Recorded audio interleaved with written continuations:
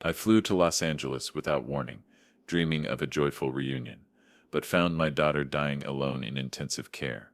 Meanwhile, her husband was partying on a luxury yacht, spending my money on champagne and entertainment.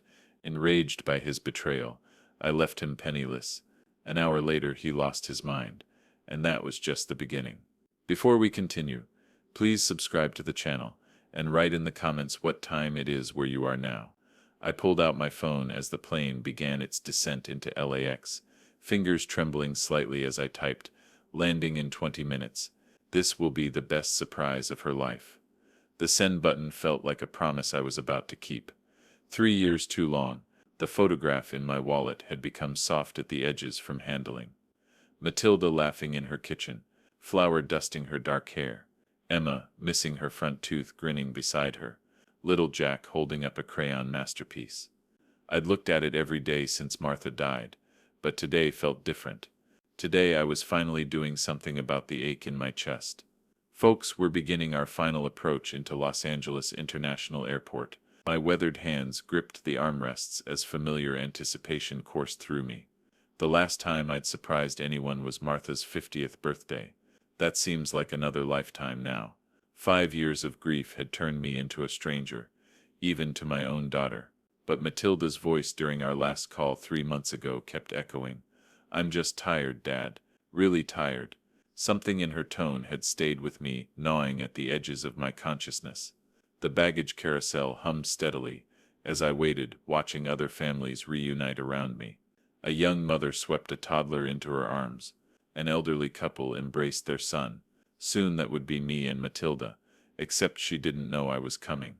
"Studio City, please." I settled into the Uber, showing the driver the address on my phone. "Going to see my daughter. She doesn't know I'm coming." "Surprise visits are the best," he replied in accented English, pulling into LAX traffic. "My family in Guatemala. They love when I show up unexpected." The freeway stretched endlessly ahead, palm trees swaying in the April afternoon breeze. LA looked exactly as I remembered from my last visit. Sprawling, sun-soaked, nothing like the small Texas town where I'd raised Matilda. She'd always been drawn to bigger things. Brighter lights. Martha used to say our daughter got her adventurous spirit from me back when I still believed in taking risks. I tried calling Matilda twice during the drive, finger hovering over her contact, then hanging up before it could ring.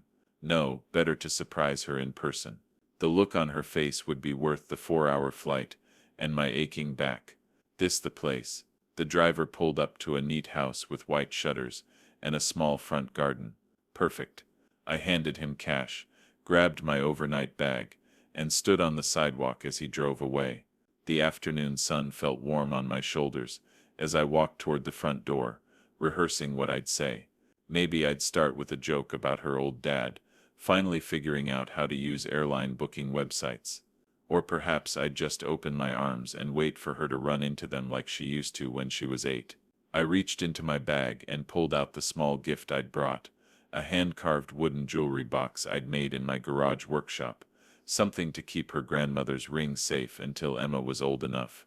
Martha would have loved seeing it passed down. The doorbell waited under my finger, and for a moment I just stood there savoring the anticipation. 3 years of phone calls and text messages were about to become real hugs, and shared meals and stories told face to face. I pressed the button and heard the familiar chime echo inside. Then silence. I pressed the doorbell again, holding it longer this time. The chime rang through what sounded like an empty house, followed by that same hollow quiet. "Matilda." "It's Dad," I called out, knocking on the doorframe. Maybe they were in the backyard or upstairs with music playing. Kids could be loud. Perhaps they simply hadn't heard. The silence stretched on. I stepped back and looked at the house properly for the first time. The rose bush by the front window had turned brown at the edges, petals scattered across the walkway like discarded confetti. When had Matilda stopped tending her garden? She used to send me photos of her roses every spring. Walking around to the side gate, I peered through the slats into the backyard. Empty patio furniture sat covered in a fine layer of dust, and the small vegetable patch she'd been so proud of had withered to brown stems. A child's tricycle lay on its side near the back door, one wheel still spinning lazily in the breeze. Strange, I muttered, returning to the front porch. The mailbox overflowed with envelopes and packages, some spilling onto the ground. I picked up a few pieces. Electric bills from 3 weeks ago, advertising circulars, a package addressed to Gary that looked like it had been sitting in the California sun for days. The latest postmark I could see was from 10 days ago. My heart began beating faster. That familiar engineer's instinct kicking in. When systems fail, there's always a logical explanation.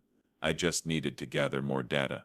I cuped my hands against the living room window, pressing my face to the glass. Dark inside, curtains drawn, no movement, no television flickering, no sounds of family life. The house felt abandoned, though I could make out familiar shapes. Matilda's art easel in the corner, Jack's toy cars scattered on the coffee table. "Excuse me, are you looking for the McCoys?" I spun around to see an elderly woman in a sun hat, approaching from the house next door, garden shears in her gloved hands.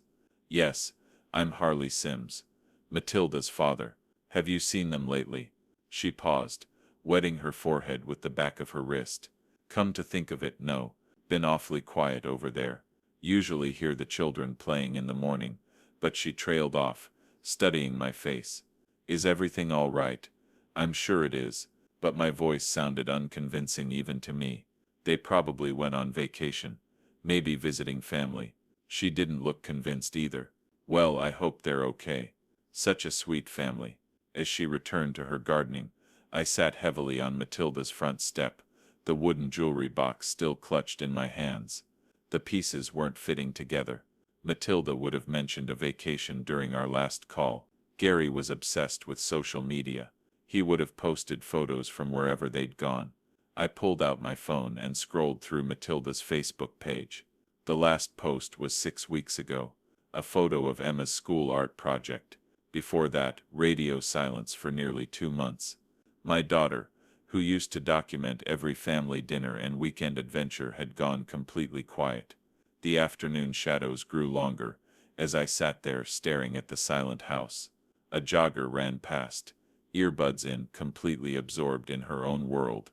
Somewhere down the street, a lawnmower started up, the sound normal and reassuring and entirely at odds with the growing dread in my chest. I checked under the welcome mat, then felt around the rim of the flower pot by the door. No hidden key. The front door handle turned uselessly in my grip. Locked, of course. "Okay, Harley," I said aloud, trying to steady my nerves. "Don't panic. There's a logical explanation." But as I sat on that porch step, surrounded by signs of abandonment and neglect, I couldn't shake the feeling that my surprise visit had revealed something much worse than an empty house. Time to call Matilda. My thumb hovered over Matilda's contact for a moment, before I pressed it, listening to the dial tone with growing anxiety. 1 ring, 2, 3, straight to voice B to voicemail. "Hi, you've reached Matilda. Leave a message and I'll get back to you as soon as I can." Her cheerful recorded voice made my chest tighten. I hung up and immediately dialed again. Same result. Voicemail after 4 rings. Either her phone was dead or she was deliberately not answering. Third time I let it ring longer, determined to leave a message if nothing else. "Hello." The voice that answered wasn't Matilda's. Male professional, cautious. "Matilda, this is Dad. I'm in Los Angeles. I wanted to surprise you but nobody's home. And sir, this is Dr. Rivera from Cedars-Sinai Medical Center. Are you a family member of Matilda McCoy?" The world tilted sideways. I gripped the phone tighter, my other hand pressing against the porch railing for support. "What?" "Yes, I'm her father." "Why do you have her phone? Where is she?" A pause that lasted forever. "Mr. Sims, I'm very sorry to inform you that your daughter is currently in our intensive care unit. She's been receiving treatment for advanced cancer and her condition is critical." The words hit me like physical blows. "Cancer. Critical." My vision blurred at the edges. "That's impossible." My voice came out strangled. "I talked to her 3 months ago. She was fine. She was just tired from chasing the kids around." "Sir, I understand this is shocking news. Stage 4 cancer can progress rapidly, and patients often don't share their diagnosis with family members immediately. She's been under our care for several weeks now. Several weeks. The neglected garden, the overflowing mailbox, the silent house. It all clicked into place with horrible clarity. Where's Gary, her husband? Where are my grandchildren? Another pause. I cannot comment on other family matters, Mr. Sims. Patient confidentiality prevents me from sharing details, but I strongly recommend you come to the hospital immediately. Your daughter has been asking for you. My hands were shaking so violently I could barely hold the phone. What's the address? I'm coming now. Cedar Sinai Medical Center, 8700 Beverly Boulevard. Ask for the Oncology Intensive Care Unit when you arrive. Dr. Rivera. The line went dead. I stared at the phone in my trembling hands. The afternoon sun suddenly too bright, too warm, too normal for a world where my daughter was dying and I hadn't known. 3 months ago she'd said she was tired. Tired. And I'd been so wrapped up in my own grief, my own isolation, that I'd missed every warning sign. The wooden jewelry box fell from my lap, clattering on the porch steps. Martha's ring was supposed to pass to Emma someday, but what if there wasn't going to be a someday? What if I was too late? I stood up too quickly, head spinning, and stumbled toward the street with mechanical precision. A taxi. I needed a taxi. The hospital address burned in my mind. 8700 Beverly Boulevard. Oncology Intensive Care Unit.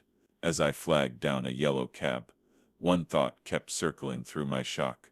How had I become the kind of father who finds out his daughter is dying from a stranger on the phone? The taxi door slammed shut with a finality that seemed to seal my old life away. I handed the driver the crumpled paper with the hospital address, my hands still trembling from shock. Cedar Sinai Medical Center, please. Fast as you can. Traffic's heavy this time of day, sir, but I'll do my best. His eyes met mine in the rearview mirror, noting my distress. Emergency. My daughter. The words stuck in my throat. She's dying.